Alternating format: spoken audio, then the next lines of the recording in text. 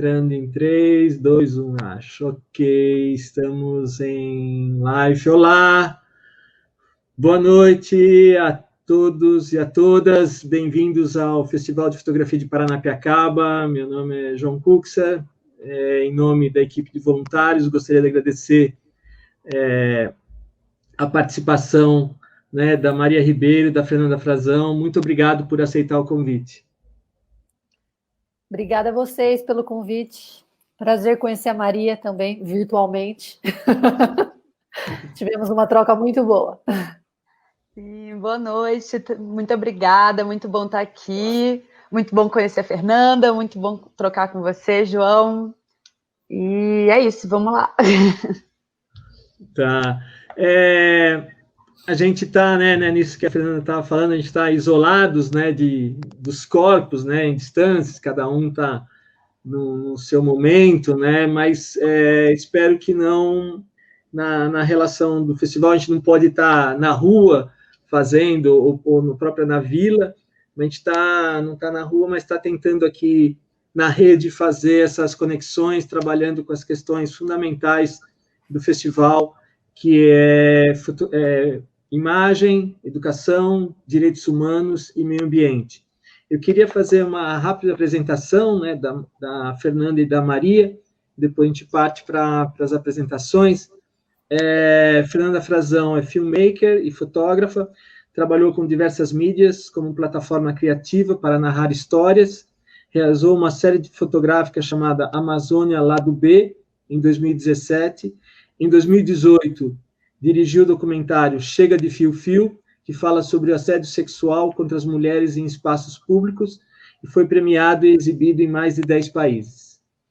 Maria Ribeiro é ativista e fotógrafa, autora do livro Nós Madalenas, Uma Palavra pelo Feminismo. É pesquisadora sobre o mito da beleza, trabalha com a desconstrução dos padrões de beleza, trazendo a mulher para um lugar de autonomia e protagonismo sobre os nossos corpos e narrativas. Então, a ideia é que vocês falem um pouco desses projetos, mas, inicialmente, eu queria fazer uma pergunta para vocês, norteadora, né? Como vocês acham que é possível ainda, a gente há muita disparidade nas oportunidades, em vários campos, inclusive na fotografia, limitar o potencial artístico, né, de mais da metade da população, em termos de imagem, né? Como é que isso ainda vem acontecendo nos mundos de hoje? O que vocês acham que isso ainda acontece, essa limitação de opções e de trabalhos para as mulheres? Nossa, essa pergunta é profunda, hein, João? Eu acho que ela passa por questões muito estruturais, né? De como as coisas se deram para as mulheres ao longo da história, né? No caso das imagens, principalmente, eu acho que a gente vem de uma história de uma cultura e de uma história que as mulheres sempre foram retratadas por outros, né? Elas começaram a recobrar esse protagonismo tardiamente, né? Acho que ainda com muito pouca expressão no mundo, né? A gente precisa de muitas políticas para que isso, de fato, se torne a gente alcance uma equidade, né? Vamos dizer assim. Eu super concordo que é uma questão estrutural e histórica, né? A gente poderia voltar desde do final do feudalismo e da nova distribuição laboral de trabalho, né, na instituição do capitalismo, para a gente entender estruturas, né, de gênero que fizeram com que a mulher perdesse capital social e passasse a ser ter menos autonomia, menos independência, menos protagonismo na sociedade. Mas, né, não é o momento da gente fazer uma análise histórica tão profunda, mas eu acredito que sim, é algo que, né, ao longo das décadas, né, os movimentos feministas, as ondas feministas, as mulheres foram para a rua recuperar muitos desses direitos, que muitos desses direitos a gente usufrui, mas ainda falta muito em questão de realmente a gente ter equidade. de gênero. E essa questão da fotografia, tanto a fotografia quanto a cinematografia, são campos ainda muito dominados pelo machismo, muito dominados pelo sexismo. Eu costumo dar o exemplo do Oscar, né? Em toda a história do Oscar, a gente teve uma mulher indicada para direção de fotografia, uma, que não ganhou. Mas você pode ver que nas outras áreas a gente vê muito mais mulheres. Obviamente que o Oscar também ele é tricky, né? Porque na categoria ator e atriz tem distinção de gênero, melhor ator e melhor atriz. Por isso que tem tantas mulheres, né? Porque elas são as musas. Agora, nas categorias... Desde sempre, né? Desde Esse sempre, foi o lugar continuam. dado a elas na indústria, né? Esse foi o lugar dado a elas. Isso não foi algo que aconteceu naturalmente, não. Não, imagina. O lugar foi colocado para elas. Exato, então, desde das pinturas renascentistas, tudo isso, a mulher era a musa, mas ela nunca estava envolvida na produção das histórias, das narrativas e das imagens que estão ali, né, circulando. E no Oscar não é diferente. E isso é uma pergunta, é engraçado, porque essa semana a gente estava conversando num grupo de fotógrafas, porque a gente começou a perceber que muitos, né, veículos mainstream estão surfando nessa onda do empoderamento e colocando, né, de novo, imagens de mulheres, inclusive imagens com mais diversidade, o que é ótimo, mas a gente começou a ver que todas essas imagens foram feitas por homens, né? Eu não vou citar aqui quais imagens e quais veículos, porque a ideia não é ser um ataque, a ideia é abrir um diálogo, mas a gente começou a fazer uma compilação da quantidade de imagens publicadas em grandes veículos e viralizadas na internet, mostrando mulheres e todas produzidas por homens. Então, cadê, né, esse empoderamento? Se a gente não está envolvida nesse processo de criação, se essas imagens ainda não são feitas por nós mulheres, né? Fica aí o questionamento. E acho que é uma questão bastante pertinente a gente tocar nesse ponto, né? A gente até pré-live discutiu bastante isso, que acho que era um assunto que a gente gostaria muito de falar, assim, porque não só enquanto profissionais, né? Eu acho que isso tem acontecido em diversas áreas, não só da cultura, obviamente, mas às vezes a gente pode soar um pouco... não, a gente quer esse lugar porque a gente quer fazer essas imagens, a gente não quer só fazer as imagens das fotos das mulheres, mas se nem esse lugar nos for permitido, a gente fica sem nenhum lugar. A gente tem um exemplo na publicidade, né, que as mulheres, elas não dirigem filmes de cerveja, de carro, é tipo um número baixíssimo. Então, assim, o que acontece exatamente? Por que a gente só vai ser chamada para dirigir um filme de maquiagem? Será que... O que é isso? O que isso diz, né? Acho que isso é importante a gente refletir também, né? Enfim. Não, é exatamente isso. Coloquei assim, se nem nesses lugares, né? É um absurdo, na verdade, esse tipo de campanha está sendo produzida por homens. Porque então, nem nesses lugares a gente cabe, porque, né, o que a gente quer é fazer de tudo, é conseguir estar realmente num lugar de equidade. E essa questão da mulher, né, na fotografia, na cinematografia, que são trabalhos técnicos, tem um lugar ainda de muito sexismo e de muito machismo, no sentido de achar que toda mulher tem um lado delicado e criativo e blá blá blá, muito desenvolvido, mas que não tem capacidade técnica para realizar trabalhos que demandam esse tipo de conhecimento, o que é assim, né, 2020, gente, sabe, não dá mais. É um esforço, tem que ser um esforço muito grande da sociedade, assim, né? Eu acho que é uma revisão dos privilégios brancos, né? Inclusive nós aqui, nós três. Enfim, acho que é uma revisão mesmo que a gente tem que fazer. Que histórias são essas que a gente está colocando no mundo? Que voz é essa que fala? Quem é que fala? Quem é que sempre falou, né? Às vezes fica até parecendo um pouco... Pode soar um pouco perseguitório. Ai, a gente chega, mas assim, se não abrir esse espaço, a gente nunca vai colocar essas histórias em outra perspectiva. A gente nunca vai ver por outra perspectiva. A gente vai continuar na branquitude produzindo imagens sobre corpos negros, a gente vai continuar sobre os homens produzindo imagens sobre as mulheres, a gente vai só... E sempre a subrepresentação, né, a gente está falando aqui no caso específico das mulheres, mas tem, que nem vocês falam, do afrodescendente, né, dos jovens da periferia, né, a questão de região também, né, de pessoas com deficiência. Então, eu penso que isso tem alertado, as pessoas estão ficando alertas disso, mas ainda não tem uma compreensão. Eu sei porque eu tenho amigos que ainda pensam, eles fazem, mas nós estamos fazendo assim, eles não entenderam, né, o que é essa questão, né? Por exemplo, talvez nisso que vocês falaram, né? Acho que as duas usaram essa palavra, não sei, mas provavelmente a Maria, né, a diferença entre as questões de igualdade e de equidade, né? Vocês poderiam falar um pouco sobre isso? Acho que é importante para... eu vejo que algumas pessoas não compreendem ainda esse termo. Uhum. Equidade e igualdade, aí a gente vai naquela história da meritocracia, né? Porque o que é a meritocracia? É um sistema que acredita que as pessoas conseguem o que elas conseguem na sociedade baseada no mérito delas. E isso seria plausível se todo mundo partisse do mesmo lugar, o que não acontece, né?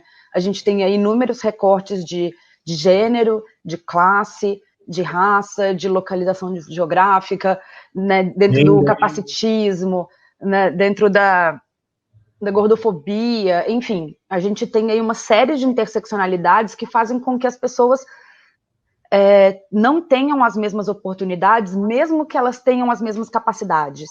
Então, a gente falar em equidade é a gente colocar a balança proporcional à oportunidade que o sistema provê para essas pessoas. Então, é a gente conseguir chegar ali num lugar de equilíbrio. Mais justo, né? Uhum. Levando em consideração todos esses recortes que a gente tem socialmente. Bem colocado. Eu queria começar com a Fernanda apresentando um dos seus trabalhos, Fernanda. Eu vou preparar aqui. Você prefere que eu passe primeiro, né? Acho que sim, eu posso dar uma introdução breve e aí você passa o trailer, então. Tá bom, daí você complementa as... Tá bom. O trabalho que eu decidi, junto com a Maria aqui, apresentar, a gente tentou chegar numa intersecção dos nossos trabalhos, né? O que a gente, um ponto em comum para a gente conseguir enriquecer a conversa. E eu trouxe um filme documentário que eu fiz durante 3 anos, e eu lancei em 2018 com uma equipe de 5 pessoas. E é um documentário sobre assédio sexual contra as mulheres em espaço público, que partiu de uma pesquisa realizada pela Think Olga, que mapeou pela primeira vez no Brasil, uma pesquisa com mais de 8.000 mulheres, como que as mulheres se sentiam, se elas se sentiam seguras na rua, como que elas se sentiam com o que era até então chamado cantada, né? Elogio. Então, foi lá em 2013 que começou a dar nome ao assédio, né? Antes eu tenho 34 anos e para mim é bastante surpreendente que eu passei tantos anos da minha vida sem dar nome para isso, sendo vítima disso, com todas as amigas e todo mundo ao meu redor e sem nomear. Então eu acho que é um assunto bem potente para a gente falar aqui hoje, que eu acho que as narrativas, quando a gente propôs esse nome, né, as narrativas como ferramenta de conexão, ela é muito no sentido de como que as histórias, como que a gente se identifica com outras histórias, e essas histórias faz a gente se enxergar, e faz a gente começar a se colocar em outro lugar, e se entender, e pensar o meio que a gente vive. Então, vou colocar o trailer e aí depois eu conto mais. Uhum. Tá bom. Eu vou compartilhar aqui a tela.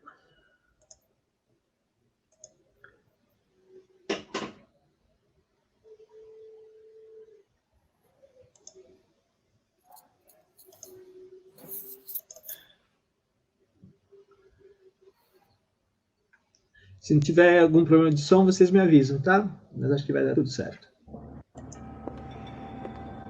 Na maioria dos túneis, né? Porque eles não têm iluminação, então, tipo, é bem comum acontecer casos de estupro e assédios no geral. Na verdade, eu não sei se eu tenho medo de passar em uma rua deserta e não ver ninguém, ou se eu tenho medo de achar alguém no meio do caminho, entendeu? tenho medo de ser agredida, eu tenho medo de estupro. O que me dá medo de passar aqui como mulher é que eu não tenho como me defender. E aí eu acabo optando pelo matagal, porque senão a gente tem que dar toda essa volta, que a cidade não é feita para pessoas que andam.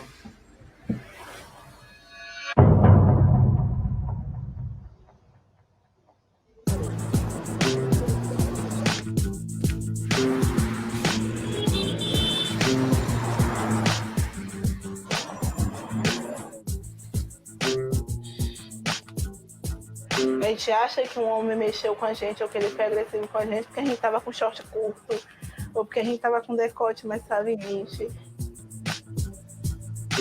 O corpo da mulher negra vem sendo sexualizado e objetificado desde o período colonial. E a sociedade nos ensina que a gente não tem que ver isso como um problema, que é legal, né? A gente estar aí na rua e eu, de repente, ser assediada.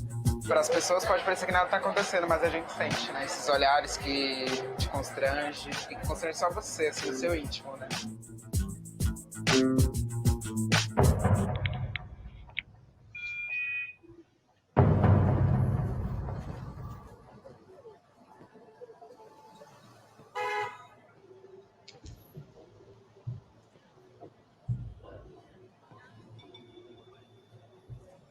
Alguma coisa? Não, não tenho que olhando. Tá, por quê? Eu sou bonita. Ah, por causa disso? É lógico. Você não acha desrespeito ficar olhando dessa forma para as pessoas? Não, porque quando a pessoa é bonita, você tem que olhar. Pode E... mexer, né? Não pode falar abobrinha. O que você falou? Você sempre dá oi para as meninas na rua? Você sempre dá oi para as mulheres na rua? Quando você acha bonita, é isso? Você não acha que isso é assédio, não? Depois de tanto debater isso, eu me sinto mais empoderada e eu ando de cabeça erguida. E eu costumo olhar nos olhos dos homens com quem eu cruzo. Eu tô me colocando no espaço público como alguém que merece estar ali.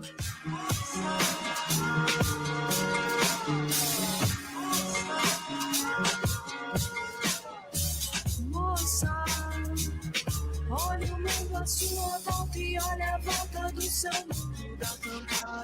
Eu acho que a cidade ela não pode ser para as mulheres, ela tem que ser para as mulheres. A gente não está aqui pedindo nada, não. A gente só quer ocupar o lugar que é nosso. Já vai, moça.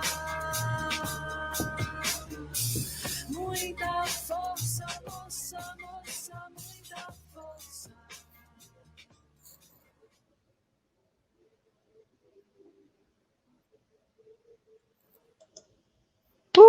Perfeita!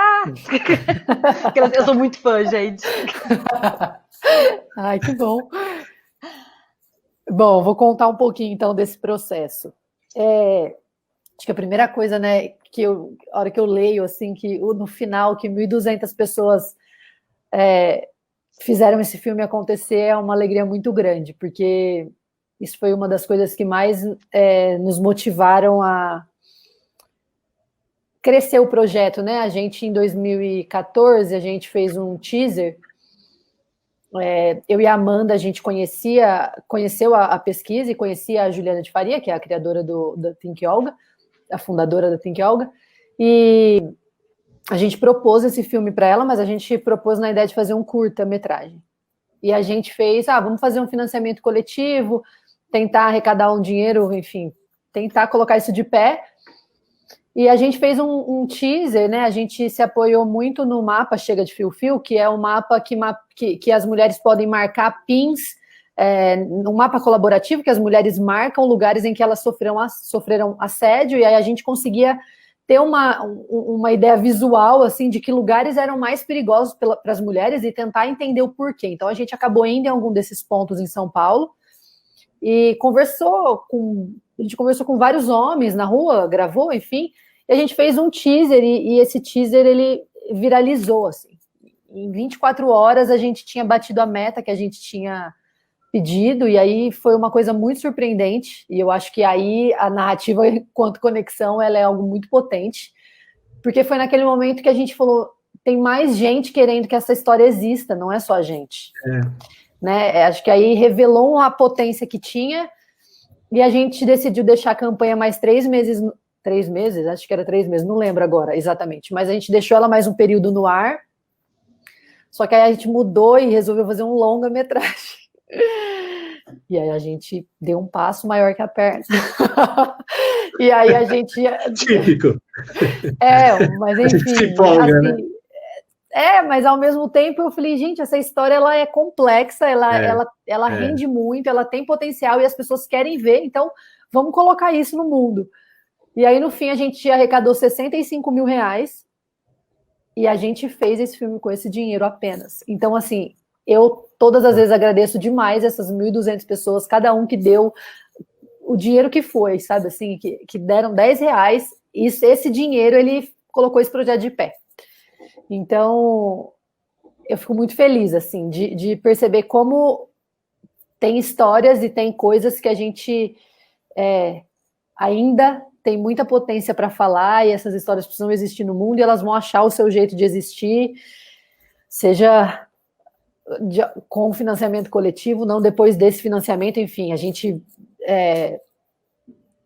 bateu recordes no Catarse, e tiveram outras, e eu vejo, vira e mexe eu vejo, né, tem o filme da Carol Maia agora, o Aqui Não Entra Luz, que também conseguiu bater a meta com um financiamento coletivo, então eu acho isso muito potente, assim.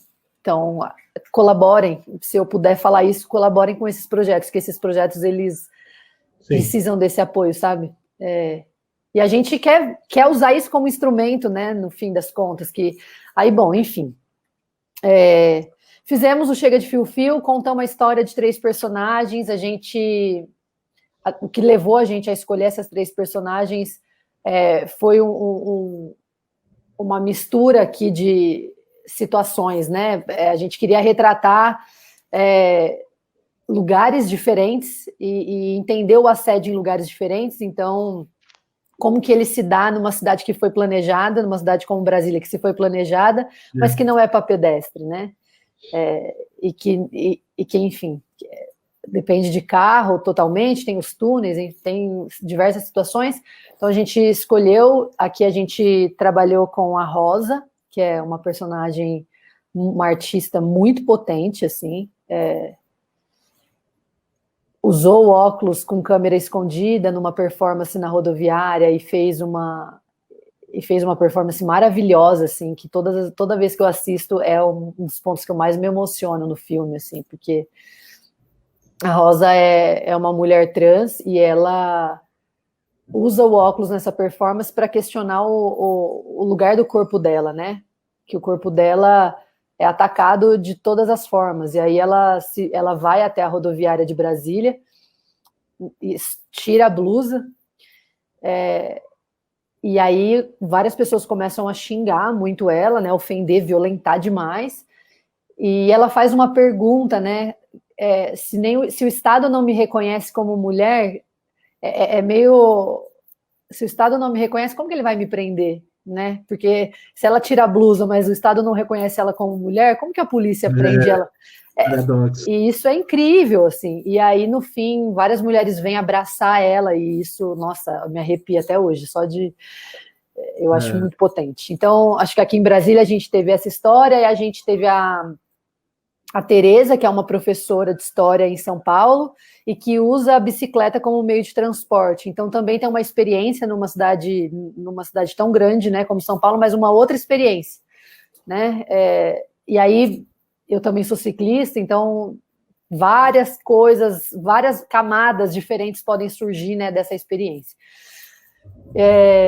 E aí a gente também tem a Raquel, que era estudante de enfermagem na época, agora já é enfermeira, de Salvador, e é uma mulher negra, é uma mulher gorda, e aí a gente entra num outro tipo de cidade, né, que é uma cidade litorânea, que tem esse estigma de ser super livre, né, então, ai, nossa, todo mundo tá de biquíni, e a gente começa a ver que, assim, depois da faixa de areia, a coisa é muito diferente para as mulheres. Então, dentro do ônibus, quem é que tá, que corpo que é violentado? Então, enfim, aí a gente embarca em outra camada, então a gente tentou explorar histórias bem diferentes, assim. para compor, para dar, e também com muita divisão de classe, né? A Teresa é uma mulher classe média alta, então ela também, isso também traz questões muito particulares, né, de cada história, e acho que, no fim das contas, acaba revelando que nós, todas mulheres, estamos suscetíveis a isso, que é uma violência de gênero, de fato, e tem as mulheres negras mais suscetíveis ainda, as mulheres pobres mais suscetíveis ainda, quem está no transporte público está mais suscetível, enfim, aí a gente vai descendo muitas camadas, né? Mas, enfim, basicamente isso. O filme hoje está disponível para quem quiser assistir na plataforma Taturana, mob.com.br, é só solicitar uma exibição, é gratuita, e a gente trabalha com essa ferramenta para fazer exibições públicas, então é só solicitar, gratuito.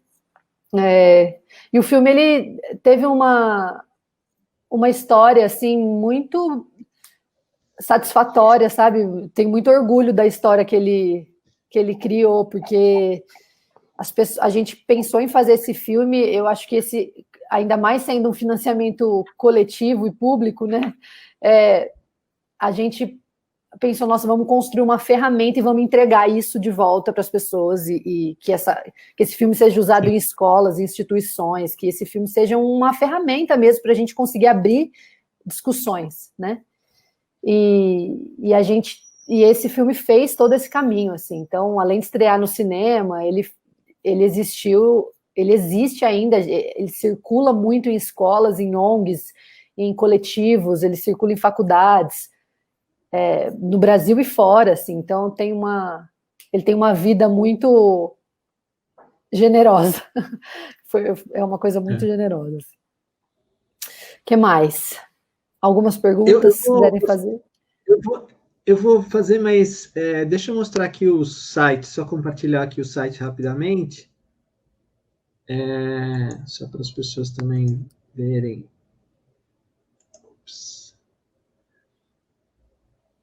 Chega de fio-fio, e daí as pessoas esse podem... esse é o mapa Chega de Fio-fio. O mapa, né? Exato.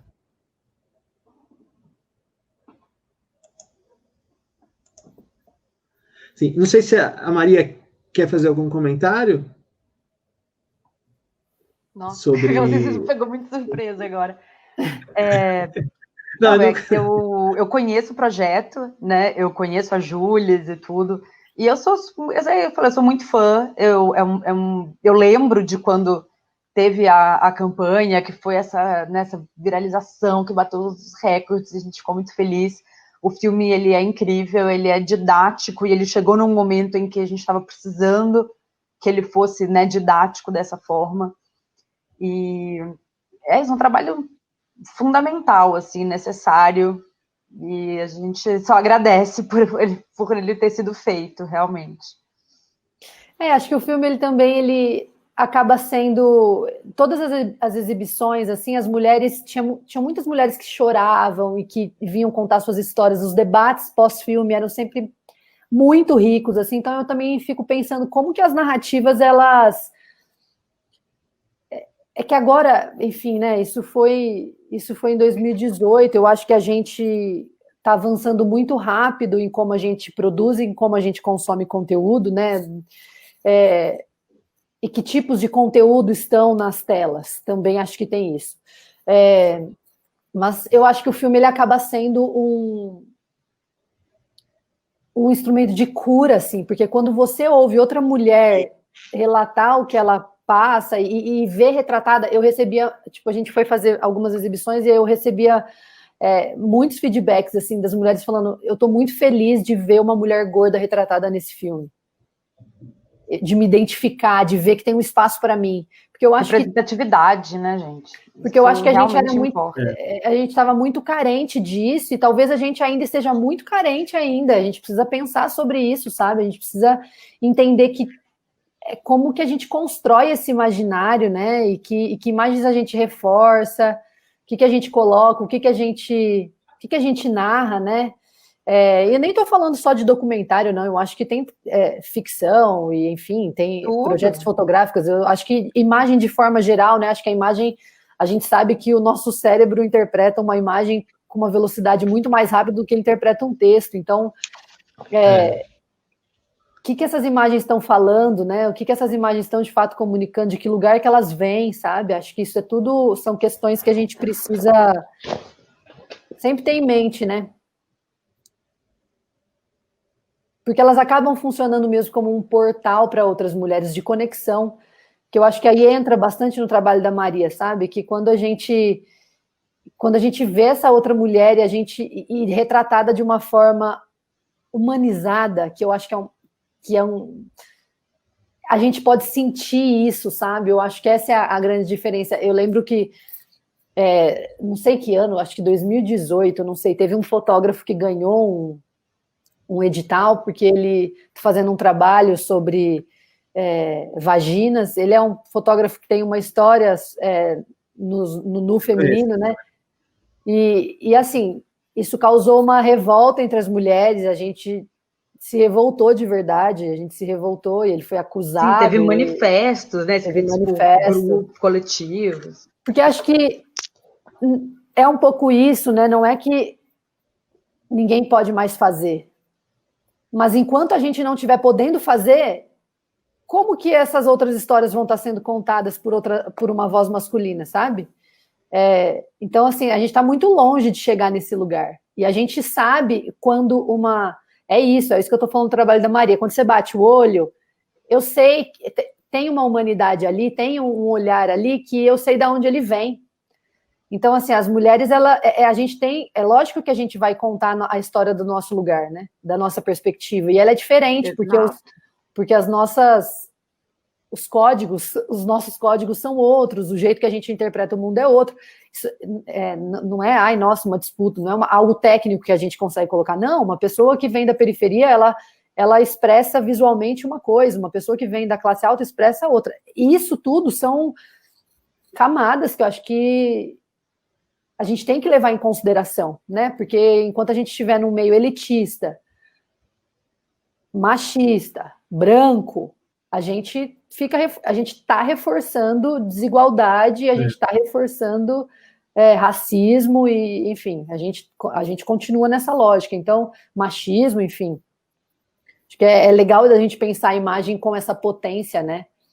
De entender mesmo, de ler as imagens, se o meu cérebro interpreta a imagem com essa velocidade, o que eu estou interpretando, o que eu estou lendo de fato. Não, com certeza. E você falar sobre isso, que é exatamente isso. A gente está falando aqui que desde a antiguidade foi o homem, né, essa figura do homem branco, cis, hétero, de uma classe, né, mais para alta e tudo, que sempre contou essas histórias, né? A narrativa sempre teve em poder desse mesmo sujeito.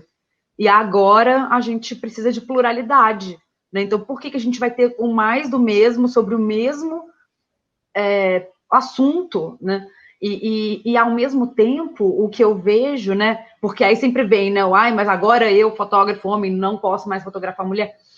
Né? Não é isso que a gente está falando, mas por que, por exemplo, que existem tantos projetos de fotógrafos que retratam o nu feminino e ainda, de novo, surfando nessa onda do empoderamento de uma forma completamente equivocada, como se eles fossem empoderar as mulheres, uma coisa assim que... Enfim... Mas, e a gente está carente de projetos, por exemplo, que tragam uma visão interessante sobre a questão da masculinidade. Por que os fotógrafos não estão fazendo isso? Por que eles estão sempre lá, né, trazendo essa mesma narrativa sobre os corpos femininos e não estão, por exemplo, tratando dessa questão, que é uma questão tão relevante e que a gente tem pouquíssimos trabalhos que trazem sobre essa questão da masculinidade tóxica, como que a gente pode trabalhar isso pelas imagens. Então, sabe, vamos mudar a narrativa, a gente não quer esse mais do mesmo, a gente quer contar as nossas histórias para variar, né? É o que você falou, pluralidade.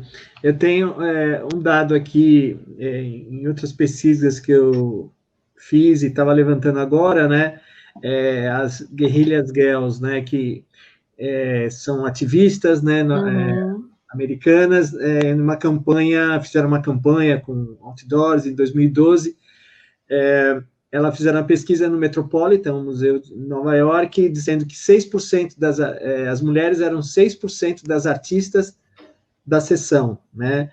mas ao mesmo tempo eram 85% dos nus eram do sexo feminino, né? Então, e vocês falaram, a gente está em 2020, né? Mas continua, né? Acontecendo isso continua, e eu fico surpreso que em camadas da população que você não esperava mais isso, pessoas que tiveram oportunidade de entender que não é mais essa relação, né? Já faz tempo que não é mais essa relação, mas continuam repetindo essa fórmula, né? Esse jeito. Mas é difícil, né? Rever privilégio, é muito difícil, gente. Exato. A pessoa não quer abrir mão dos próprios privilégios, né? A gente, enquanto branco, tem dificuldade de abrir mão dos nossos privilégios, né? Sabendo que a maioria da população é negra, a gente ainda está nesse... A gente continua nessa... É algo que precisa ser debatido, de fato. Porque a gente precisa entender o que é esse privilégio e por que ele existe, né? E o que ele sustenta. Enfim... É profundo. São complexos, né? Mas realmente todas essas recortes, né? A gente está focando aqui na questão de gênero, mas todos esses recortes é justamente a questão de primeiro reconhecer os privilégios para depois entender como abrir mão e como usar esse privilégio para construir espaços múltiplos de narrativas, né? Como usar essa entrada que a gente tem por causa dos privilégios que a gente tem, cada um vendo quais são os privilégios que tem, para promover a inclusão e a pluralidade. Acho que tem uma coisa legal, a gente não chega de fio-fio, contar uma experiência pessoal. Quando eu comecei a lidar com esse tema, eu falava, não vai ter homem falando nesse filme, não vai. Tava rebeldíssima. Adoro. Falei, não vai ter, não pode ter. Conforme eu fui me aprofundando no tema, eu falei, gente, mas espera aí, se esse negócio foi criado com os homens, como que eu vou excluir eles desse debate, né? Porque assim, eu preciso chamar eles para essa conversa. E isso também está afetando eles. Né? Isso afeta demais os homens. Então eu falei, não, então peraí, aí quebra-cabeça. Teve uma... Vou fazer um adendo aqui, peraí. Quando a gente fez o teaser do Chega de Fio-Fio, a gente foi só as mulheres para a rua com uma câmera, e aí acontecia de tudo. Gente gritando, homens gritando, mexendo com... Tipo assim, enquanto a gente estava com a câmera, era uma experiência estranha. E quando a gente começou a entrevistar os homens, para o teaser, eu atrás da câmera, conversando com o cara e perguntando para ele coisas, só que eu me sentia muito atacada, porque ele não estava dando depoimento dele, ele estava falando comigo e, tipo, me desafiando. Então, se você não quer ser assediada na rua, passa aqui de moletom, sai de casa de... Se uma mulher está de calça branca, ela quer sim ser assediada. Ele falava comigo, eu falava assim, gente, essa estratégia não vai dar certo. Porque, assim, isso que ele está fazendo, isso não é diálogo, né? Existia ali uma tensão em quem estava atrás da câmera e quem estava sendo entrevistado, que era nítida para mim, que era o machismo, que era um problema. Eu falava, mas gente, como que eu vou quebrar isso? Esse é exatamente o problema. Esse é exatamente o problema. Eu falava, como que a gente vai quebrar isso? E aí a gente decidiu fazer pensando muito que homens escutam homens, né? A gente decidiu fazer uma roda de debate entre homens. E aí os homens vão lá, deixa eles conversando entre si. A gente chamou um mediador, a gente chamou pessoas de perfis diversos e acendeu o fósforo e pronto. Eles que lutem. Eles que lutem. E foi muito interessante. Eu falo que a gente poderia fazer um filme só disso, porque assim, foi incrível. Foi muito rico. Os homens, eles menos como um direito de resposta, um direito de... Eles não ocupam esse lugar no filme, não. Chamar eles para esse debate, para mim, é muito menos sobre isso e muito mais sobre a gente conseguir convocar outros homens a pensar sobre isso, né? A criar uma identificação também com outros homens, porque eu acho que é um problema um problema conjunto que nós temos que resolver junto. Né? Sem a gente não vai conseguir resolver sem ser junto, então é melhor que a gente se una. E foi uma experiência incrível, assim, porque os homens eles vão refletindo e vão entendendo e vão começando a se enxergar e falar, não, peraí, isso aqui também não tá bom para mim. e conseguir abrir, e acho que é quando a Maria fala, a gente precisa discutir a masculinidade tóxica, realmente, eu acho que os homens, quando eles começarem a entender que isso é extremamente ruim para eles vão atrás de transformar isso, mas assim, é uma coisa, vai ser mágico transformar isso para os homens, vocês vão se beneficiar muito. Viu, homem? Vocês vão se beneficiar. Vocês vão se beneficiar, não é que vocês vão só beneficiar as mulheres, não. Todos vão se beneficiar.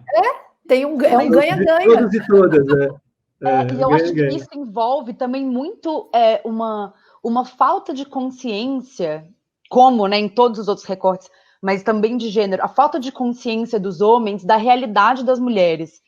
A Hannah Gadsby, né, no Nanette, que eu amo, que é uma referência, ela fala que as pessoas acusavam ela de ser a man hater, né, de odiar os homens, e ela fala, eu não odeio os homens, mas eu tenho medo dos homens.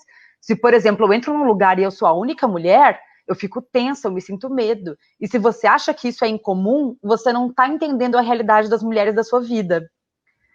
E isso tem muito... Bom, aí eu já ia entrar no Nós Madalenas, aí deixa eu já estou pondo o carro na frente dos bois aqui, mas é isso. Vamos mostrar o seu projeto, Maria?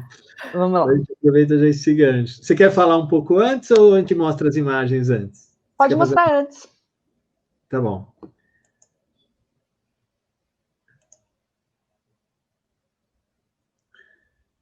Eu vou compartilhar aqui.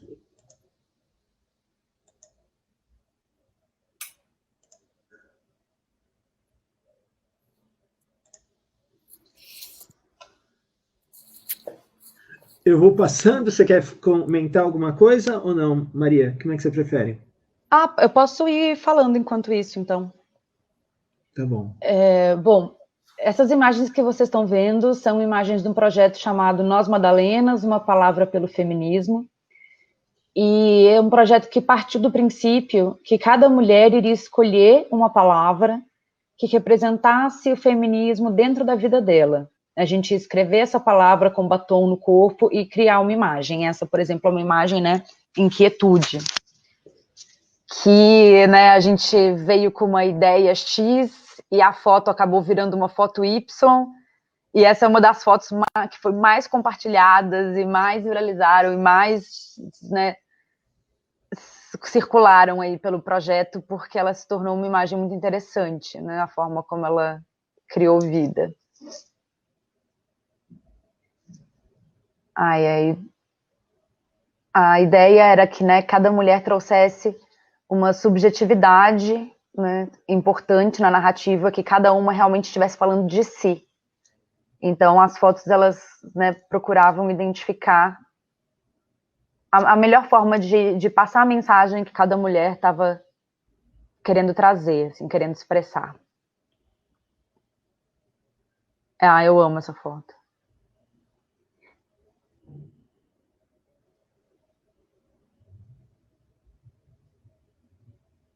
E passou a ser um processo catártico também para cada uma dessas mulheres, né? Porque você chegar e se abrir, se colocar vulnerável e falar da sua história e chegar nessa palavra e construir a foto, era todo um processo, assim, muito profundo e que trazia, né, uma série de questões à tona.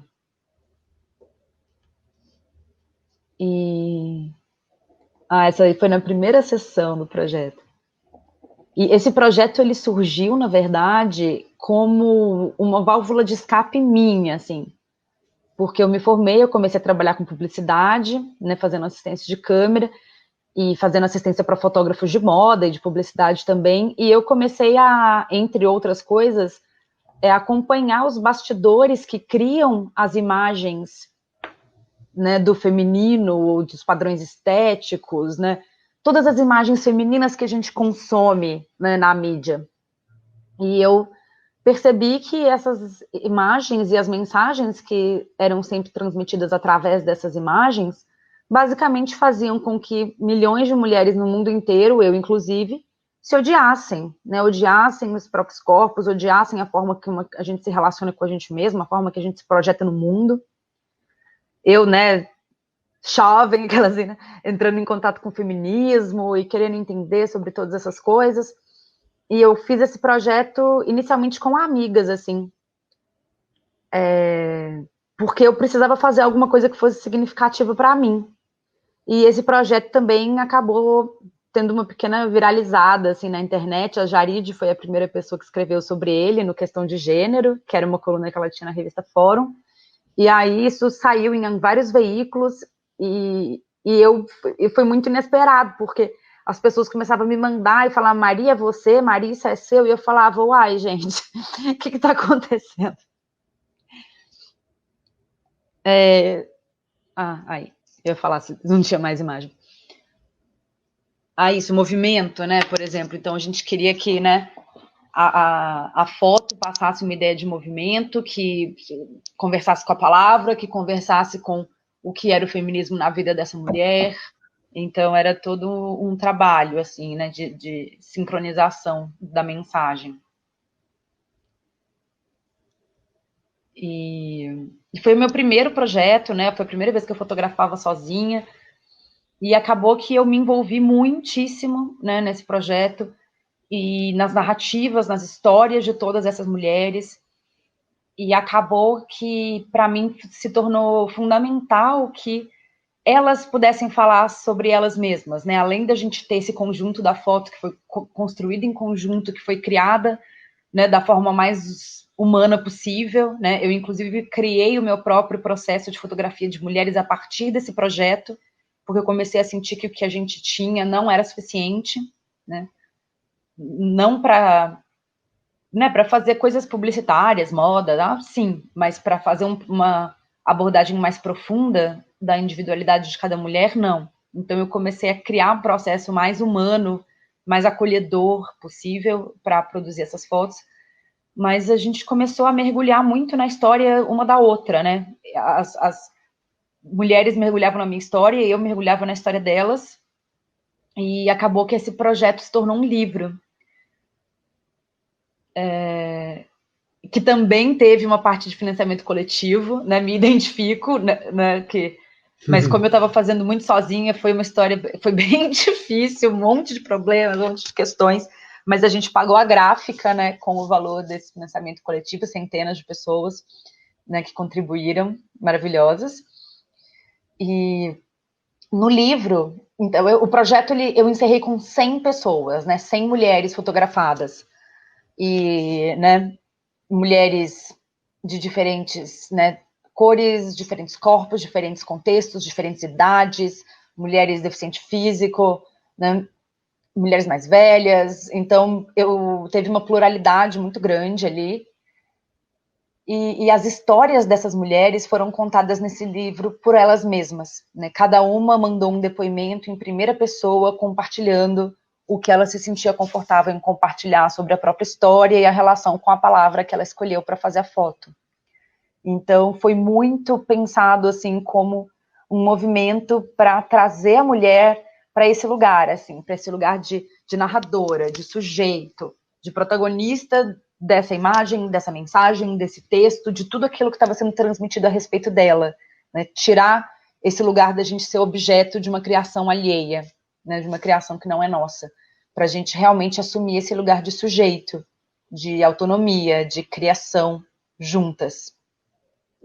E o processo de fazer o livro, eu, assim, poderia ficar uma live que só falando sobre isso, porque, misericórdia, tudo que podia dar errado, deu errado, assim, roubaram minha câmera, a gráfica fechou, o disjuntor explodiu, as placas vieram erradas, foi assim, a morte. Mas, né, na véspera da data final que ele poderia ser impresso para fazer o lançamento, ele foi impresso, a gente entregou lá, assim, na livraria, 20 minutos antes de fechar, foi com emoção. E o lançamento foi incrível, com uma mesa de debate linda, e é isso, com mulheres sendo representadas ali, se sentindo, né, se vendo ali naqueles relatos, né, das mulheres, e aí que é esse gancho que eu queria entrar, é que você vai ver a vida das mulheres e os relatos, eles são, assim, assédio, estupros, abusos, racismo, lesbofobia, abuso familiar, gordofobia, preconceitos, cheio, infelizmente, né? É cheio dessas dores que toda mulher sofre, né? Toda, assim, quase toda mulher sofre apenas por ser mulher. Né? E claro que a gente tem muitos recortes aí, tem mulheres que estão mais vulneráveis, tem mulheres que sofrem em intensidades maiores, mas o corpo da mulher, né, e o que engloba o nosso ser, né, que não é só o corpo, ele tem uma repercussão muito profunda na nossa psique, na nossa, né, forma como a gente se relaciona, na nossa autoconfiança, na nossa autoestima, na forma em que a gente estabelece ou não relacionamentos abusivos na nossa vida, enfim, isso entra em uma série de processos extremamente complexos, mas é isso, a mulher, ela está ali vulnerável na sociedade, e eu acho difícil ter uma mulher que leia o livro, leia os relatos e não se identifique com o que está escrito ali. E na minha continuação, né, de trabalho com as mulheres desde então, você vê que a conta não fecha, né? Porque a grande maioria das mulheres já foi abusada, e se você, né, conseguisse saber isso das mulheres da sua vida, você ia ver que a grande maioria das mulheres na sua vida já sofreu abuso. Todo mundo conhece, muitas mulheres que são abusadas, mas ninguém conhece nenhum abusador. Então, peraí, né? Cadê essas pessoas? E é por isso que a gente precisa, né, falar sobre isso, por isso que a gente precisa conversar sobre isso, e por isso que é tão importante, né, como a gente falou no começo, que a gente conte essas histórias. Porque até o momento não eram essas as histórias que estavam sendo contadas sobre a mulher, né? Voltando a citar a Hannah Gadsby, ela fala sobre Picasso, por exemplo, que foi considerado um gênio, sendo que ele abusou e anulou toda a humanidade de uma mulher, né, uma menina de 16, 17 anos, porque a sociedade acreditava que o potencial dela nunca iria se equiparar ao dele. Então, que a reputação dos homens e as histórias contadas pelos homens apagaram a nossa humanidade por muito tempo. E apagaram, inclusive, realidades que são denúncias contra o sistema que a gente vive. Então, só nós que podemos trazer essas histórias para o mundo, né? Somos nós que contamos essas histórias. E em todos os recortes aqui, né? Estou falando sobre gênero, mas em todos os recortes. E é por isso que é essencial que essas histórias existam, que elas sejam contadas por nós. Maravilhosa. Quer fazer algum comentário, Fernanda? Sabe que eu queria fazer uma pergunta para ela. Acho que nessa linha do que a gente conversou, sabe, de como que essas imagens também, como que essas mulheres se viram nessas imagens? Uhum. E como que elas se veem, né? Porque o seu trabalho também trata disso, né? Uhum. Sim, a partir de então, eu só fotografei mulheres. Todos os meus projetos e todo o trabalho que eu faço é no sentido de, né, uma pesquisa sobre o mito da beleza, de realmente mudar a forma como a mulher é representada na mídia. Mas então, foi muito interessante, foi um processo, né, muito profundo, e também muitas mulheres choravam, muitas mulheres se emocionaram, muitas mulheres, né, e eu tenho feedback até hoje, assim, de mulheres me procurando, falando que esse projeto transformou a vida delas, que mudou a forma como elas se viam, como elas se entendiam, contando que em momentos que elas estavam passando por dificuldades ou inseguras, que elas olhavam a foto e lembravam de como elas se sentiram nesse momento, e isso trouxe, né, força para elas, né, fazerem, seja o que for que elas estavam precisando fazer naquele momento. Então, né, é um projeto que foi muito transformador para mim, mas foi muito transformador para elas também. E na época, é que assim, hoje em dia é muito, muito mais comum, né, a gente tem um monte de projetos aí que mostram mulheres sem Photoshop e tudo, mas na época, né, 2014, quando eu comecei a fotografar, não era, né, as pessoas ficavam muito chocadas de ver lá, né, celulites, estrias, cicatrizes, né, dobras, e inclusive, né, eu fui muito xingada quando isso viralizou na internet, que a internet é esse lugar, né, onde você fica recebendo mensagens de haters. Mas, infelizmente. Mas isso foi transformador, assim, para a vida delas. E eu recebo até hoje também mensagens de outras artistas, outras fotógrafas que me citam como referência. E para mim isso é lindo, porque é isso, o projeto ele se tornou muito mais do que eu imaginei, uma coisa muito maior que eu, tornou vida própria e tá aí né, construindo a história dele com outras mulheres. Que lindo, que lindo. Acho que a gente realmente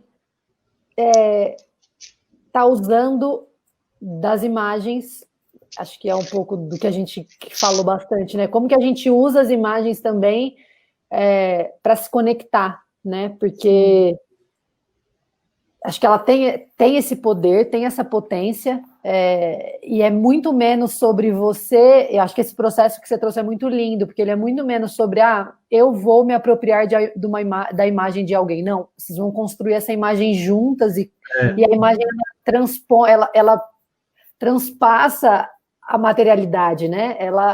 Ela não é só o que ficou impresso ali, ela é toda a relação que se criou em volta, toda a conexão que se criou em volta, como isso tocou as pessoas, como isso transformou a vida dessas pessoas, como eu, como mulher, quando eu olho, e é isso que você diz, isso é muito verdadeiro, né? Hoje em dia eu acho que a publicidade, a mídia, ela também se apropria muito rapidamente das estéticas, né? Mercadologicamente, vamos dizer, se apropria muito das estéticas, e isso tem um lado bom, muito bom, que é a gente conseguir povoar o mundo com imagens de corpos reais, e a gente poder ver celulite, e eu não ter que me olhar no espelho e pensar, sou só eu, né? Então, assim, essa transformação é muito poderosa, né? Essa transformação é muito poderosa, que eu acho que é aí quando a gente, que é o que eu falo um pouco do Chega de Fio-Fio, né? Quando em 2013 eu me deparei com essa pesquisa, e aí eu falei, nossa, mas quando eu fui assediada daquela tal forma, aquilo era um assédio, aquilo não era normal.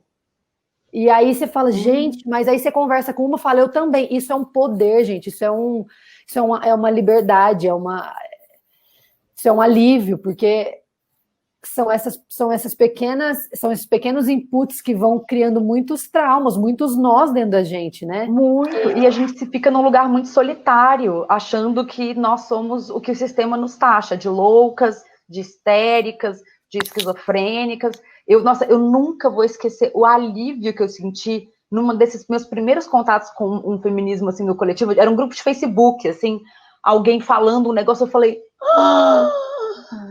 não sou só eu. Porque isso, é óbvio que não era só a gente, mas na época a gente não se comunicava, não tinha essa troca. E quando quando você levanta a mão, é aquela história do sapo, né? Uma galera vai levantar a mão, você vai falar, gente, eu não tô sozinha. Isso é um processo de cura, assim, muito importante, porque é uma troca, a gente é a cura uma da outra o tempo todo. E isso que você falou da mídia, também isso é muito importante, porque lá vou eu falar do mito da beleza, gente. Meus amigos me chamam, falam que eu pareço Tim Maia, eu fico com o livro, né? Leia o livro do mito da beleza, leia o livro. E assim, a próxima pergunta que eu ia fazer para você, Maria, eu ia falar dessa referência, eu não estava falando, eu ia levantar essa bola. Eu ia falar, eu não ia perder essa oportunidade. Eu não ia perder essa oportunidade. Eu tinha que ganhar a comissão da venda desse livro no Brasil. Mas é isso, gente. Leiam o livro, tá? Mas falando muito resumidamente aqui, a gente estava falando de toda essa questão histórica. A Naomi Opie traz uma perspectiva de que, à medida em que as mulheres foram recuperando direitos historicamente perdidos, o sistema, né, capitalismo e patriarcado ali, eles têm um backlash, assim, eles revidam, né? Então, ela foi fazendo uma pesquisa e vendo que quanto mais direitos foram reconquistados pelas mulheres, mais cruel vai se tornando a atuação do mito da beleza, porque se tornou um dos últimos lugares de controle. Ela tem uma frase que é tão maravilhosa, porque assim, o livro chama O Mito da Beleza, como as imagens de beleza são usadas contra as mulheres. E a frase que me fez ir atrás do livro, que eu lembro até hoje, que eu vi no Facebook, assim, esses quadrinhos que vão passando, é ela falando assim, a obsessão da sociedade com a magreza feminina, por exemplo, não é uma obsessão com a beleza feminina, mas sim com a obediência feminina, que as dietas e restrições alimentares têm sido um dos sedativos políticos mais poderosos das últimas décadas, porque uma população passivamente insana é muito mais fácil de ser controlada. Então, ela faz, né, através de várias pesquisas e várias fontes, ela vai fazendo a relação entre a apropriação dos corpos femininos serem usados contra nós com questões intrinsecamente políticas, econômicas e sociais, como sendo realmente uma forma de controle sobre as mulheres por uma sociedade dominada pelo homem branco. E aí você vê que essa apropriação dos nossos corpos, ela não é só uma apropriação dos nossos corpos, ela é uma apropriação da forma como a gente existe no mundo, né? E eu fui vendo isso ao longo do meu trabalho. Eu fotografei centenas de mulheres de milhões de lugares diferentes, e apesar dos recortes, né, serem importantes, de mulheres serem, algumas delas serem socialmente muito mais oprimidas do que as outras, eu nunca encontrei uma mulher que não tivesse uma questão de dor em relação ao seu corpo. Aí você fala, gente, todas as mulheres, sem exceção, nasceram amando o seu corpo e amando a forma como ela estava descobrindo a sua existência através desses corpos. E agora nenhuma se ama, não é possível. Tem alguma coisa errada nesse sistema, né? E quanto mais... tem muita coisa. Muita coisa, só tem coisa errada. E quanto mais eu pesquiso e quanto mais eu vivencio esse sistema, eu vejo, né, como a relação de uma mulher que cresce numa sociedade que valoriza a aparência dela sobre todas as outras coisas. E se você acha que eu estou exagerando, pensa numa mulher que cresceu vendo, por exemplo, a campeã de tênis mundial, a mulher mais competente, mais incrível, ganhando o torneio, e a manchete sendo, ela venceu o torneio, mas não venceu a celulite.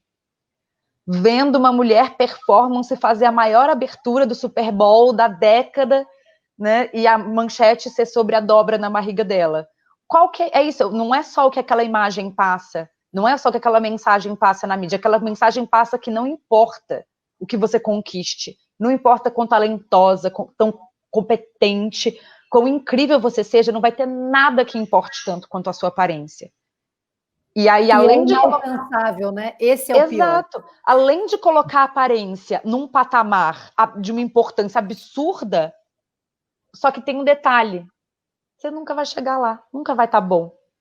Então a gente fica escravizada, uma existência inteira correndo, colocando nosso tempo, nossa energia, nossa existência atrás de uma validação que nunca vai chegar, porque a partir do momento que você corrige um defeito, vai aparecer outro, e outro, e outro. E aí, quando você acha que você finalmente chegou lá, você envelheceu. E você não pode envelhecer. Isso é um problema, não envelheça. Não pode. A mulher não está permitida envelhecer na sociedade ocidental. Então, é uma luta que ninguém vai ganhar. Nenhuma mulher vai ganhar essa luta. Então, isso é feito para nos mutilar. E agora eu vou de novo falar, né, na filosofia, né?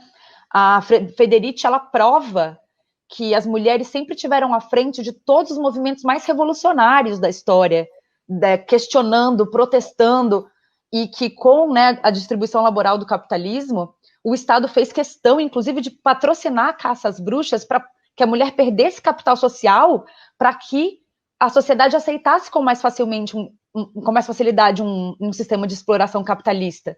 Então, usar, né, de todas essas artimanhas para mutilar a existência da mulher, para ela ficar tão obcecada com isso, que ela não tem nem autoconfiança, nem força, nem tempo, nem recursos para desenvolver esse papel questionador na história, é de uma natureza extremamente política, de um sistema onde o patriarcado e o capitalismo se unem para nos oprimir.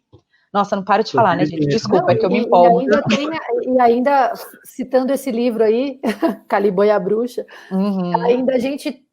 isso eu também acho uma potência muito grande, né? Porque a gente está falando aqui de imagem, mas esse livro, ele traz uma uma história que não está em nenhuma escola. Não, a gente Uma nunca história ouviu que a falar. gente ouviu falar de caça às bruxas, sempre de outra perspectiva, de uma perspectiva. A história foi contada de outro lugar.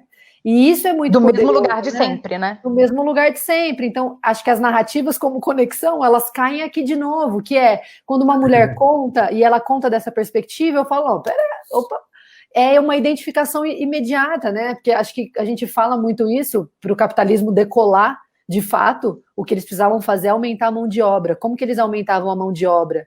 Fazendo com que a mulher virasse uma fábrica de parir. Então, existe, é a função que se cria para a mulher na sociedade e como que se tira tudo que ela tem e ataca, né? Ataca e demoniza tudo que ela é e todos os saberes e tudo que ela carrega e toda essa comunidade que as mulheres criaram para sustentar um sistema. Então, quando você pensa por essa perspectiva, acho que é um exercício muito interessante de fazer, né? Acho que a gente, no Brasil, a gente tem muita história nossa que é contada, que é muito enviesada, né? A dos indígenas, né? No Assim, mundo todo, de todas as comunidades tradicionais, dos saberes indígenas, dos saberes quilombolas, e tudo. E aí tem o viés religioso também, né? Porque é outro lugar. Eu não estou querendo nem entrar em religião específica nenhuma, estou falando sobre arquétipos. Mas, por exemplo, a gente pega o arquétipo cristão da questão de Adão e Eva, né? Na narrativa tradicional, Eva, né, é a culpada pelos dois saírem do paraíso, porque ela caiu em tentação e ela convenceu Adão a cair em tentação, porque a cobra deu o negócio da maçã. Olha a narrativa, gente. Olha a narrativa. E aí, por causa da mulher, os dois foram condenados a sair do paraíso e ela, por punição, sai sangrando e tendo dores para sangrar e dores para parir. Então, assim, isso cria um imaginário. Primeiro, nós somos a razão de todo o mal do mundo e sangrar é uma punição. Então eu não devo sangrar, então, né, essa relação com os ciclos já é destruída e eu sofro para parir, então eu não vou mais, né, parir naturalmente. E aí você vê isso contado pelas questões matriarcais, você fala, não, o que aconteceu é que tinha Adão e Lilith, que foi a primeira mulher criada, que veio da mesma matéria de Adão, só que Lilith não queria se submeter a Adão, tanto na vida, quanto no sexo, quanto em várias questões. E aí Adão ficou enchendo tanto o saco dela, que ela falou, tchau, amigo, não aguento mais ficar aqui nesse lugar chato, com esse macho insuportável, eu vou embora. Valeu, falou. Valeu, falou. E aí demonizam Lilith como se ela tivesse virado, né, um ser mau e demoníaco. E aí Adão vai lá de mimimi pra Deus. E aí Deus vai lá e cria uma mulher da costela de Adão e fala, tó, uma mulher mais dócil, né, ela tal, não sei o quê. E aí, na verdade, nessa narrativa, a serpente é Lilith, que volta e fala para Eva, amiga, cilada isso daí. Não é bom você ficar aí se submetendo a esse boy. Sai, vem pra cá, vem comigo. Inclusive, tem arquétipos que falam que, na verdade, não existia maçã nenhuma, que Lilith e Eva transam nesse momento. E aí, por isso, eles saem para viver outras coisas. Enfim, então você olha como as narrativas criam toda uma cultura, todo um imaginário, toda uma construção opressiva para a mulher e, ao mesmo tempo, uma narrativa que a gente está falando aqui, que vem de um outro lugar, que cria outras conexões, traz uma interpretação completamente diferente. Então, tipo, qual é? Né? E é interessante falar disso, porque acho que assim, tem uma coisa que é importante a gente falar e pensar e lembrar, que a gente não está atacando indivíduos, né? Não. É uma estrutura, né? Quando a gente fala do machismo, quando a gente fala do racismo, a gente questionar a estrutura que a gente está, porque tem gente se beneficiando dela, né? E tem gente sendo muito violentado enquanto a gente está mantendo essa estrutura funcionando. Então, quando a gente fala, nossa, mas a gente quer contar as histórias por outra perspectiva, sim, porque a gente tem que ter uma pluralidade de perspectivas para a gente conseguir entender o mundo por outras óticas, né, gente? esse olhar... Exato, senão a gente fica, né, reduzido a uma única perspectiva que é sempre a mesma, né? E é isso que você falou, até dentro dessa questão do mito da beleza, né? Porque Naomi Wolf exatamente coloca que a estratégia atual do mito é bombardear a sociedade com milhares de imagens do ideal de beleza em voga, para que aquilo se torne o único signo de beleza possível no nosso subconsciente e que a gente automaticamente rechace tudo que não está ali dentro, né? Inclusive, eu faço um trabalho como se fosse um grupo de estudos com mulheres, assim, trazendo como que a gente desprograma esse olhar. Porque é isso, a gente sofreu uma lavagem cerebral durante a nossa existência inteira, e agora a gente tem que entrar dentro de um super processo de desconstrução. Mas em nenhum momento eu estou criticando nem os indivíduos, nem as mulheres que estão dentro desse sistema, nem a crítica é a estrutura, a gente questionar a estrutura que a gente vive, uma estrutura que está oprimindo tanta gente e que poucos estão se beneficiando, né? Sim.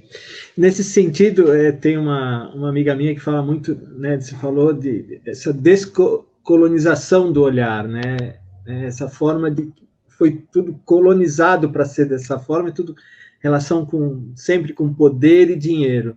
A gente já está terminando aqui, mas eu queria que vocês deixassem considerações finais, né? Porque vocês fazem a diferença nesses projetos, nessa narrativa, nessa construção da forma. É muito bacana estar aqui ouvindo vocês.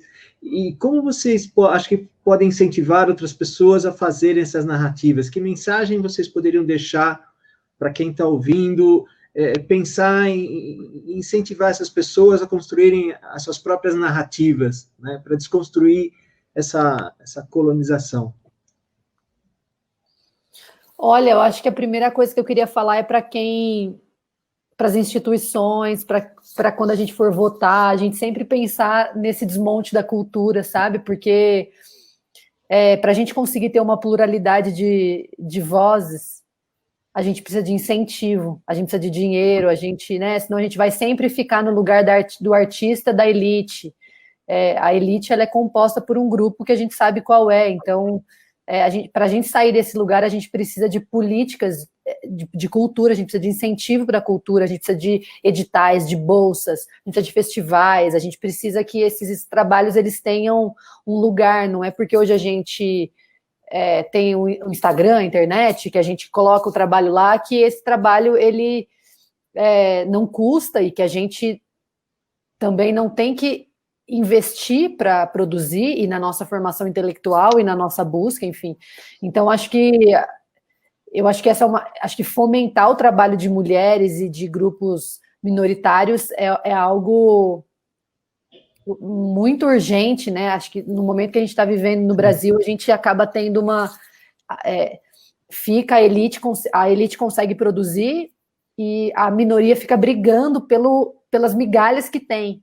Né? Então, a gente vê no Brasil quantas bolsas de fotografia a gente tem, gente. Né? A gente tem o Instituto Moreira Salles. Uma bolsa no ano?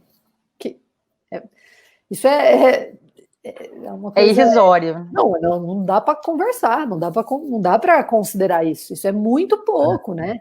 Então, assim, a gente vê que as pessoas, assim como nós, a gente está produzindo, as pessoas, os jovens, gente, principalmente, né? Porque eu sou jovem também, mas eu acho que eu já dei meu gás ali no começo de vou produzir. Chega uma hora que, assim, o boleto chega, você começa a ter são outras condições de vida, né? Então, acho que, assim, os jovens sempre vão produzir, porque o jovem, ele tá puxando, ele vai puxar os movimentos estéticos, ele vai puxar os movimentos culturais, ele tá ali na linha de frente, sabe? Então, acho que as pessoas... a gente tem que pensar nisso, em como que a gente vai formar essas pessoas, que cursos que são esses que são oferecidos, que incentivos que são oferecidos, sabe? Que iniciativas para que esses trabalhos não desapareçam, né? Eles não morram, porque tem muita história, tem muita coisa, tem muito lugar para todo mundo, para começar. Ninguém vai tirar lugar de ninguém, né?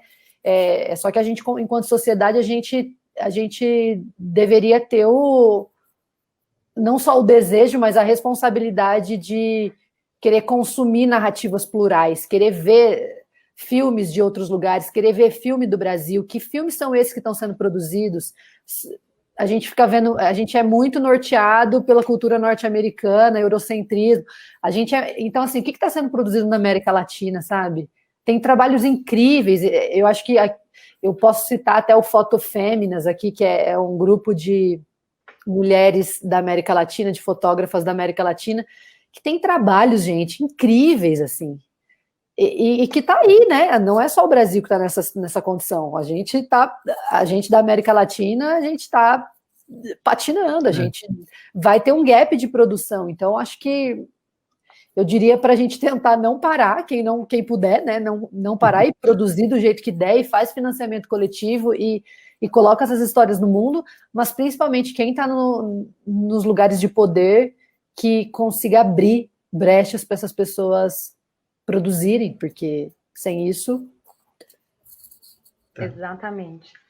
Bom, eu queria endossar tudo que a Fernanda falou, a urgência de políticas públicas e mesmo iniciativas privadas que tragam essas possibilidades é um ponto assim, porque é também né, você vê a desigualdade enquanto uma pessoa que tem todos os privilégios e financiamento e tempo, mobilidade, dinheiro para produzir ali a sua arte com calma, e uma pessoa que tem que produzir tendo 3 jornadas, outro trabalho para pagar as contas, enquanto faz quando dá. Então, assim, as pessoas romantizam muito essa situação. Isso é uma situação precária, que prejudica a nossa saúde mental, nossa saúde física. Eu descobri que eu tenho a mesma idade que a Fernanda, 34 também, e né, eu não faria hoje o que eu precisei fazer também para fazer o Nove Madalenas, que foi uma jornada insana, né?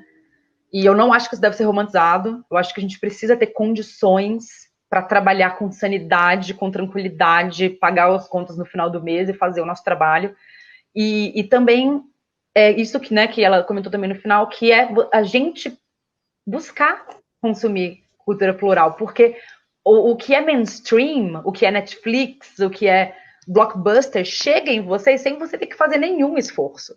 Né? Você está lá, ele brota, ele chove em cima de você, porque eles têm os meios de fazer com que isso aconteça.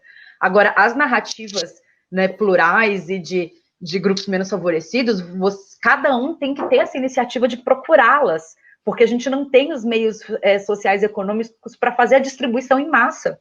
Então, procurar e consumir e reproduzir e compartilhar e falar com os amigos e apoiar as artes, né, independentes. Isso é fundamental. Ótimo, é isso mesmo. Acho que a gente continua é muito importante, né, o que vocês falaram. A gente, ainda mais nesses tempos que a gente vive, que a gente sabe, né, a gente ouve toda hora na TV como aumentou a questão da violência, né, contra a mulher, né, nesses tempos de pandemia, né, de fascismo, né, aquela, né, de fascismo. Esse luto que a gente vive, né, que as pessoas parece que não compreendem, esse luto cívico, né, que infelizmente a gente está convivendo aqui e não percebe, mas é a forma que a gente está encontrando aqui, né, nessa conversa, nessa apresentação, que agradeço muito, incentivar essas narrativas, né, e perceber como tem pessoas que lutam para esse debate crítico, né, da questão do gênero ou das periferias. A gente vai ter, daqui a 2 semanas, também dois grupos de periferia, do Ceará e aqui de São Paulo, né, que eu comentei também na outra, né, quem que é periferia, né, quem que está, acho que a Fernanda também falou, né, onde está se criando coisas novas, né, os jovens, o que é chamado, entre aspas, periferia. Então, a gente tem que estar aberto para a diferença, né, aberto para... Eu, como professor, eu sempre comento isso, né, onde eu aprendo mais é com a diferença, né, onde eu aprendo mais é ouvindo, né, outras perspectivas e tentando entender. Então, vocês são 2 ótimas representantes, né, e eu acho que vocês estão inspirando várias pessoas. Eu tenho muito a agradecer a participação de vocês. Espero reencontrá-las em outras atividades, com certeza irei, a gente vai pensar em outras coisas juntos. Queria muito agradecer a participação de vocês E muito obrigada. Muito obrigada. Uma honra estar aqui nesse espaço, que só vem gente incrível fazer parte aí desse trabalho. Obrigada. Sim, parabéns pela iniciativa, João. Parabéns. Que nessas condições também colocar de pé, né, manter de pé o festival acho que também o festival se inclui nisso, né, nessa necessidade de incentivo. Como que fica isso agora? Como que fica esse trabalho de tanta gente, sabe? Enfim, precisa pensar, né? E nessas oportunidades, né, com esses jovens. Eu também dou aula, né, dava aula no bacharelado, muitos anos dando aula assim, a maioria, 70%, eram mulheres, né? Apesar de, infelizmente, também ali não ter uma representação nos festivais, né, aqui no exterior, a grande maioria são mulheres, né? 70%, 80%, é impressionante. Então, eu acho que isso é uma tendência de mudar, né, com o tempo, infelizmente. Contra isso, né, porque isso implica em poder, em dinheiro, né, de outras questões, mas aqui a gente está na luta para construir, né, um país melhor, mais justo, mais democrático, e eu queria realmente agradecer vocês. Obrigada. Obrigada. Tchau, gente. Obrigada. Tchau, gente. Obrigado, tchau.